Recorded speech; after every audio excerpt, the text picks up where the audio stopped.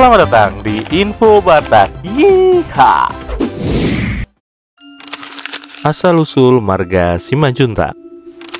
Alkisah, masyarakat Batak diturunkan oleh Sang Raja Batak. Raja Batak ini mempunyai anak yang menurunkan marga Simanjuntak dan salah satunya bernama Tuan Simonimbil.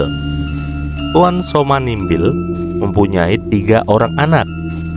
Sombade Batasihaan, Raja Marsundung Simanjuntak, dan Tuan Maruji Hutagaol.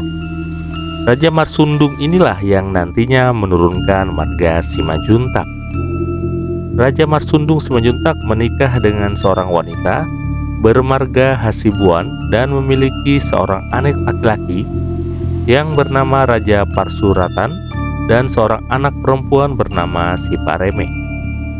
Di kampung itu Simanjuntak dikenal sebagai orang kaya yang mempunyai tanah yang luas dan seekor kerbau sehingga dijuluki Simanjuntak Parhorbo. Singkat cerita, suatu saat istrinya yaitu Boru Hasibuan meninggal dunia dan Simanjuntak menjadi seorang duda. Atas saran keluarga, Simanjuntak mencari istri lagi dan akhirnya menikah dengan Boru Sihotang. Walaupun anak laki-lakinya Parsuratan tidak menyetujui pernikahan tersebut. Pada saat anaknya dari istri kedua ini lahir, Parsuratan menjadi semakin kesal karena merasa warisannya akan terbagi. Karena kesal, Parsuratan akhirnya merencanakan pembunuhan terhadap adik tirinya ini sewaktu masih di dalam kandungan. Namun usahanya tersebut gagal karena berhasil diselamatkan oleh keluarga Sihotang.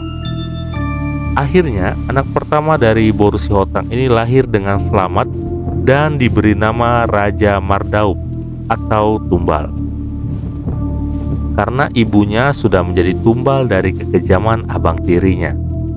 Setelah itu Boru Sihotang masih melahirkan lagi 2 anak laki-laki, yaitu Raja Sitombuk dan Raja Hutabulu.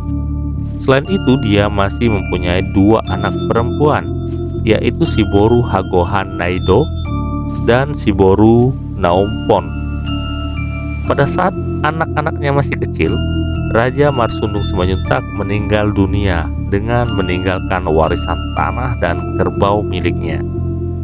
Walaupun seolah sudah menerima kehadiran adik-adiknya, namun Parsuratan selalu berusaha untuk menyingkirkan saudara-saudara tirinya tersebut agar warisan jatuh ke tangannya sendiri. Pada zaman itu, perang terjadi di mana-mana dan ada kebiasaan untuk membangun rumah ukiran yang biasanya ukirannya diwarnai dengan darah musuh hasil peperangannya. Namun karena Parsuratan tidak pandai berperang, maka ia mencari cara untuk mendapatkan darah saudara tirinya. Suatu hari ia melihat saudara perempuannya Sipareme sangat akrab dengan si Boru Hagohan Naido, sehingga hal tersebut ingin dimanfaatkannya. Memang yang bersikap memusuhi hanya Parsuratan saja, sementara adik perempuannya akrab dengan saudara-saudara tirinya. Kemudian ia memberikan gelang gading ke adiknya Sipareme dan menyuruhnya untuk memakainya. Namun di lain pihak ia membayar orang untuk membunuh gadis yang tidak memakai gelang, yaitu si Boru Hagohan, saudara tirinya. Namun takdir berkata lain. Pada saat malam hari, Sipareme meminjamkan gelang kepada si Boru Hagohan yang terpesona akan keindahan gelang tersebut. Pada saat itulah pembunuhan datang dan membunuh gadis yang tidak memakai gelang, yaitu Sipareme. Pembunuhan menjadi salah sasaran. Menyaksikan kejahatan Parsuratan yang timbul dari rasa benci, Boru Sihotang akhirnya meninggal karena tekanan batin. Namun sebelum meninggal, ia memberikan wejangan kepada anak-anaknya yang isinya anak-anaknya harus tetap menghormati abangnya walaupun mereka tahu abangnya itu licik dan jahat. Karena kegagalan membunuh tempo hari, Parsuratan selalu berusaha mencari jalan untuk membunuh adik tirinya.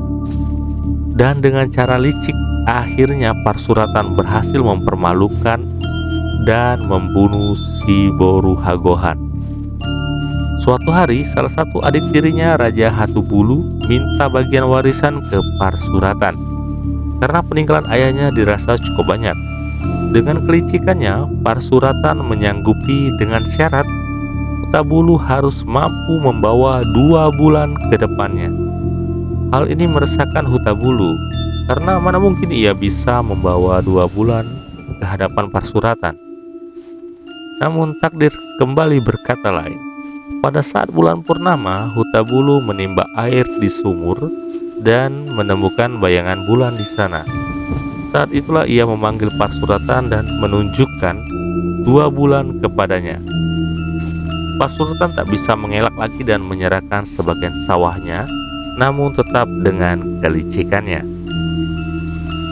Karena ia anak dari istri pertama, maka sawah bagiannya adalah bagian di depan yang dekat sumber air. Hal ini sangat menguntungkannya karena pada musim kemarau yang dialiri air hanya sawah bagiannya saja, sementara bagian adik-adiknya tetap kering. Pada masa itu, untuk membagi warisan kerbau yang cuma seekor, biasanya orang di daerah itu membagi 2 kanan dan kiri. Namun Parsuratan membagi depan dan belakang. Ini juga menguntungkannya karena saat dipakai membajak sawah, yang dipasangi bajak adalah bagian depan kerbau, sehingga adik-adiknya tidak bisa menggunakan kerbau itu untuk mengerjakan sawah bagiannya. Sementara pada saat buang air, yang harus membersihkan adalah pemilik bagian belakang, yaitu adik-adik tirinya. Namun takdir kembali berkata lain. Pada saat beranak, maka anak-anak kerbau memiliki adik tirinya karena keluar dari bagian belakang, dan adik-adiknya menjadi kaya raya karena memiliki kerbau-kerbau baru. Sejak itulah dikenal sebutan Parhorbojolo atau kerbau depan dan Parhorbo Budi atau kerbau belakang. Sampai sekarang kalau ketemu orang bermarga Simanjuntak selalu ditanyakan apakah mereka Parhorbojolo atau Budi. Zaman dulu keturunan dari Parhorbojolo dan Budi selalu bermusuhan, tidak pernah akur. Bahkan ada beberapa cerita yang menyebutkan bahwa selalu terjadi kesialan bila keturunan kedua pihak bertemu.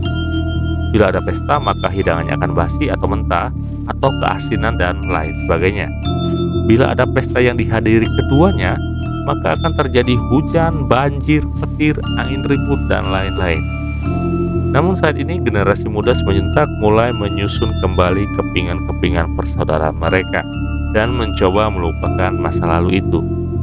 Di beberapa acara bahkan sudah dilakukan kerjasama kedua belah pihak dan tidak terjadi apa-apa.